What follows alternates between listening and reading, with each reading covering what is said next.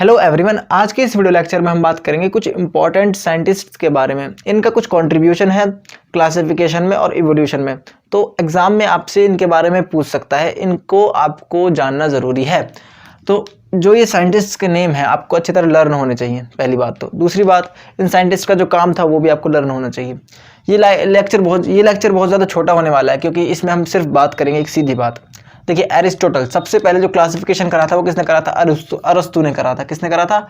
अरस्तु, यानी कि एरिस्टोटल ने। एक तो बात ये बन सकती है, एक है फादर ऑफ क्लासिफिकेशन कौन है? एरिस्टोटल। एक ये आ सकता है क्वेश्चन। दूसरा, two kingdom of classification. Two kingdom of classification मतलब कि दो किंगडम ऑफ क्लासिफिकेशन, ये किसने दिया था? ये दिया था कार्लस लीनियस ने। किंगडम क्या होता है बेटा? किंगडम सबसे ऊंची एक कैटेगरी है। देखिए, क्लासिफिकेशन में क्या हम कैटेगरीज में डिवाइड करेंगे ऑर्गेनिज्म को। सबसे पहले आता है किंगडम, फिर आता है फाइलम, फिर आता है क्लास, फिर आता है फैमिली। Kingdom, phylum, class. सबसे पहले आता है kingdom, phylum, class, order, family, genus और अंत में स्पीशीज। ठीक है, तो ये एक ऑर्डर होता है। तो किंगडम के अंदर सबसे ज़्यादा ऑर्गेनिज्म आते हैं। तो जो टू किंगडम ऑफ क्लासिफिकेशन दिया था वो दिया था कार्लस लीनियस ने। और इन्होंने कौन से किंगडम दिए थे? इन्होंने दिए थे प्लांटी और एनिमिलिया। आई थिंक आपको क्लियर हो गया होगा। आपसे कोई पूछे टू किंगडम ऑफ क्लासिफिकेशन किसने दिया था, आप बोलोगे कार्लस लीनियस ने। अब बात करते हैं हम अर्नेस्ट मेयर की। देखिए, इनके बारे में कोई क्वेश्चन नहीं बनता, लेकिन इनके बारे में जो सबसे फेमस क्वेश्चन बनता है वो ये बनता है अर्नेस्ट मेयर के बारे में। आपकी बुक में नहीं दिया हुआ अर्नेस्ट मेयर के बारे में कुछ भी, लेकिन इनको डार्विन ऑफ 21st सेंचुरी कहते हैं। क्या कहते हैं? Darwin of 21st century. कौन होते हैं? अर्नेस्ट मेयर को। ठीक है, तो इंपॉर्टेंट है ये क्वेश्चन भी। चलिए आगे, चार्ल्स डार्विन। इन्होंने क्या करा था? इन्होंने कॉन्सेप्ट ऑफ एवोल्यूशन दिया था। एवोल्यूशन का कॉन्सेप्ट दिया था। ठीक है, और इन्होंने अपनी एक बुक लिखी थी, उसका नाम था ओरिजिन ऑफ स्पीशीज। क्या थी? Origin of species. ये बुक किसने लिखी थी? चार्ल्स डार्विन ने। अब इसके बाद एक साइंटिस्ट है आर.एच. विट्टेका। इन्होंने क्या करा? 5 किंगडम ऑफ क्लासिफिकेशन दिया। 5 किंगडम ऑफ क्लासिफिकेशन किसने दिया? ये इस पूरे टॉपिक में, इस पूरे बोर्ड पर जो सबसे ज़्यादा इंपॉर्टेंट है वो यही है कि 5 किंगडम ऑफ क्लासिफिकेशन किसने दिया। देखिए, क्वेश्चन पूछने को कुछ भी पूछ सकता है, इंपॉर्टेंट और अनइम्पॉर्टेंट कुछ भी नहीं होता। अगर एग्जाम में कोई ऐसी चीज़ आ गई जो आपने एक्सपेक्ट ही नहीं करी थी, तो आपको इंपॉर्टेंट लगेगी कि यार हमने ये नहीं पढ़ना चाहिए था। तो मैं इंपॉर्टेंट ये इसलिए कह रहा हूँ क्योंकि ये ज़्यादा रिपीट होता है। 5 किंगडम ऑफ क्लासिफिकेशन किसने दिया था, ये काफ़ी बार रिपीट होता है। हर तरीके के कम्पिटिटिव एग्जाम में आपको दिख जाएगा ये, अगर क्लासिफिकेशन की बात करते हैं तो जो आर.एच. विट्टेकर थे, इन्होंने क्या करा? 5 किंगडम ऑफ क्लासिफिकेशन दिया। कब दिया था? 1959 में। इनका ईयर भी पूछ लेता है कई एग्जाम में, इनका ईयर इंपॉर्टेंट है लर्न करना। 1959 में। ठीक है, इन्होंने जो किंगडम ऑफ क्लासिफिकेशन दिया था उसके अंदर 5 किंगडम आ रहे थे। 5। सबसे पहला मोनेरा, फिर प्रोटिस्टा, फिर फंगी, फिर प्लांटी, फिर एनिमिलिया। आई थिंक आपको ये चीज़ क्लियर हो गई होगी। तो जो आर.एच. विट्टेकर थे, इन्होंने 5 किंगडम ऑफ क्लासिफिकेशन दिया था। Who give 5 kingdom of classification? आपको आंसर देना है R H. Whittaker. 5 kingdom of classification was proposed by R H. Whittaker in which year? 1959। इनका ईयर लर्न करना इंपॉर्टेंट है, क्योंकि पूछ लेता है। मुझे नहीं पता इनके ईयर से उनको क्या लेना देना है, बट पूछ लेता है, तो आपको लर्न होना चाहिए 1959। अब वही बात करें हम, एक और साइंटिस्ट है अर्नेस्ट हैकल।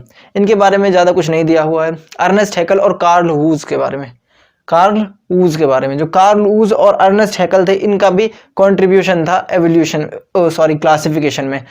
तो जो अर्नेस्ट हैकल है, इन्होंने 3 किंगडम ऑफ क्लासिफिकेशन दिया था। ये आ सकता है आपके पेपर में।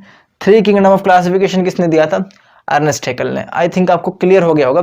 इन्होंने जो 3 किंगडम ऑफ क्लासिफिकेशन दिया था उसमें आता है प्लांटी, एनिमिलिया और एक प्रोटिस्टा। प्रोटिस्टा के अंदर क्या होता है कि जो यूनिसेलुलर यूकैरियोटिक सेल्स होती हैं वो आता है प्रोटिस्टा में। ठीक है, प्रोटिस्टा में कौन आते हैं? वो ऐसे ऑर्गेनिज्म जो कैसे हैं?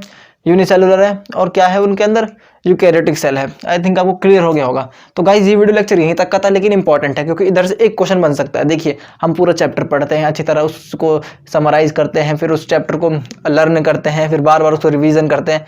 अब हमें यही नहीं पता कि क्वेश्चन कहाँ से आता है, या कोई ऐसा टॉपिक अगर हमें पता चल जाए कि भाई यहाँ से तो क्वेश्चन आना ही आना है, तो हम उसे छोड़ेंगे नहीं। तो आप भी इस टॉपिक को बिल्कुल मत छोड़िए, आपको ये जरूर याद होना चाहिए। और कुछ ज़्यादा इसमें बड़ा रॉकेट साइंस नहीं है, बहुत इंपॉर्टेंट है। आप इसको पढ़ेंगे, याद हो जाएगा। मैंने समझा दिया कि अरिस्टोटल ने कैसे करा था, किस तरह से करा था, आपको लर्न हो गया होगा। Two kingdom of classification, plantae और एनिमिलिया, कार्लस लीनियस ने। अर्नेस्ट मेयर ने डार्विन ऑफ 21st सेंचुरी कहते हैं इनको, ये तो आपको लर्न होना चाहिए, इंपॉर्टेंट है, जनरल नॉलेज के क्वेश्चन भी है। चार्ल्स डार्विन को पता ही है, आपको 10th क्लास में पढ़ा है कि इन्होंने इवोल्यूशन का कॉन्सेप्ट दिया था, प्लस में ओरिजिन ऑफ स्पीसीज का कॉन्सेप्ट दिया था, और नेचुरल सिलेक्शन का भी यहीं से ही कहीं आता है, मतलब उस चैप्टर में आपने नेचुरल सिलेक्शन भी पढ़ा था।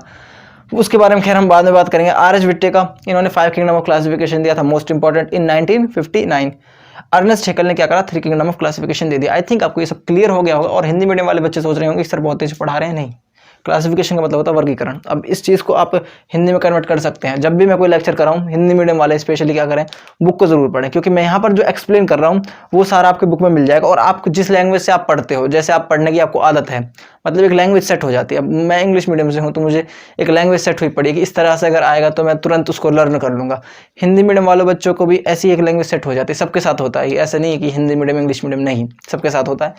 तो मेरी जो एडवाइस है वो ये है कि आप टॉपिक खत्म होने के बाद तुरंत के तुरंत बुक को जरूर पढ़ें। अगर आप बायोलॉजी को इस तरह से पढ़ते हैं जैसे मैं बता रहा हूँ, चैप्टर यहाँ पे खत्म या फिर टॉपिक यहाँ पे खत्म, देन आपने बुक की रीड करी, बुक की रीडिंग ली, तो आपको यहाँ से 40-50% जो क्लियर हुआ है और जो कुछ डाउट्स हैं वो आपके बुक में क्लियर हो जाएंगे। या ये हो सकता है कि आपको यहाँ पर बहुत अच्छा समझ आ रखा हो और बुक में थोड़ा सा डाउट आएगा, अगर आप ज़्यादा डीप पढ़ोगे तो वो डाउट भी मैं क्लियर कर दूंगा। मैं भी इसीलिए हूँ कि आपके डाउट क्लियर कर दूँ। चलिए गाइस, तब तक के लिए आप अपना ध्यान रखिए, घर पर रहिए, सेफ रहिए, सैनिटाइजर का प्रॉपर यूज़ करिए, और अगर हो सके तो मास्क का भी यूज़ करें। धन्यवाद। गाइज, मैं एक बात आपको बताना भूल गया था कि मतलब कार्ल हुस जो थे, इनका क्या कंट्रीब्यूशन था क्लासिफिकेशन में। देखिए इन्होंने क्या करा था, ये कार्ल हुस, आप इन साइंटिस्ट का नाम जरूर याद रखिएगा। इन्होंने क्या करा था, जो मोनेरा किंगडम है, मोनेरा क्या है, एक किंगडम है। आपसे एग्जाम में पूछ सकता है कि कितने टाइप के किंगडम है, कितने किंगडम हमारे पास फिलहाल प्रेजेंट है। जो ये किंगडम है मोनेरा, इसके अंदर मेनली बैक्टीरिया आते हैं, ठीक है। अब जो ये बैक्टीरिया थे, तो इन्होंने क्या करा, कार्ल हुस ने, इन्होंने बैक्टीरिया को 2 ग्रुप में डिवाइड कर दिया, 2 ग्रुप में।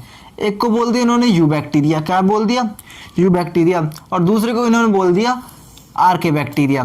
अब जो यू बैक्टीरिया थे, ये कैसे बैक्टीरिया हैं, ये थोड़े से ना कॉम्प्लेक्स बैक्टीरिया हैं, कैसे, थोड़े जटिल बैक्टीरिया हैं, थोड़े ट्रू बैक्टीरिया हैं, मतलब कि ये सच्चे बैक्टीरिया हैं। इनको सच्चा क्यों बोल दिया, इनको ट्रू क्यों बोल दिया, इनको ट्रू इसलिए बोल दिया क्योंकि थोड़े से कॉम्प्लेक्स है। इनका जो न्यूक्लियोइड है यू बैक्टीरिया का, वो थोड़ा सा ज़्यादा जटिल है, थोड़ा कॉम्प्लेक्स है। और वहीं पर जो आर के बैक्टीरिया है, ये सबसे पुराने बैक्टीरिया हैं। आपसे क्वेश्चन अगर ये पूछे कि कौन सा बैक्टीरिया सबसे पुराना है, वैसे ये क्वेश्चन रेयर बनेगा, चांसेस कम है, फिर भी अगर कोई पूछे कि सबसे पुराना बैक्टीरिया कौन सा है, वो है आर के बैक्टीरिया, ठीक है।